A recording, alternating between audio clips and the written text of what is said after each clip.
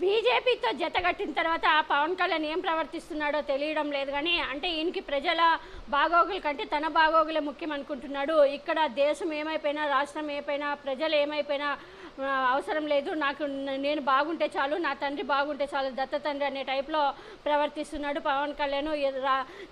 రాజశేఖర రెడ్డి అప్పుడు రాజశేఖర రెడ్డి హయాంలో 4% ఇచ్చిన ముస్లింలకి 4% రిజర్వేషన్ ఇచ్చిన అది అవసరం లేదు.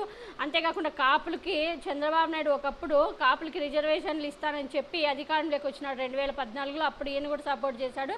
ఆ కాపులకి రిజర్వేషన్లు కూడా ఇప్పుడు అవసరం లేదు, కాపులకి రిజర్వేషన్లు అవసరం లేదు, ముస్లింలకి రిజర్వేషన్లు అవసరం లేదు అంటూ ఒక ఇంగ్లీష్ టీవీ ఛానల్లో పవన్ సంచలన వ్యాఖ్యలు చేశారు. ఆ రిజర్వేషన్లు ఇవ్వడం సాధ్యమే కాదంటూ వ్యాఖ్యానించారు. వాటి అమలు కన్నా ఉపాధికి ఉపయోగపడే నైపుణ్యాలు యువతకి శిక్షణమే మేలంటే ఈయన పెద్ద ఏదో చెప్తున్నాడు కానీ రిజర్వేషన్లు ఇస్తేనే వాళ్ళకి ఏదైనా ఉద్యోగాలు కానీ ఇప్పుడు 4% ఇప్పుడు ముస్లింలకు రిజర్వేషన్ ఇచ్చారంటే వాళ్ళని కూడా మనం గుర్తించినట్టే. ఆల్రెడీ 50% లోపల ఇవ్వాలని అందరికీ తెలుసు, 50% లోపలే ఉంది. దాంట్లో ముస్లింలకు 4% ఇచ్చారు రాజశేఖర రెడ్డి హయాంలో ఉన్నప్పుడు. దానిని ఎలాగైనా అది కాంగ్రెస్ ఇచ్చింది కాబట్టి బీజేపీ దాన్ని ఎలాగైనా తీసేయాలని ఉంది కాబట్టి దానికి వీళ్ళు మద్దతు పలుకుతున్నారు. కానీ ఎక్కడ చంద్రబాబు నాయుడు దీని గురించి మాట్లాడట్లేదు కానీ తెలుగు మీడియాకి చెప్పట్లేదు కానీ ఈయన ఇంగ్లీష్ ఛానల్కి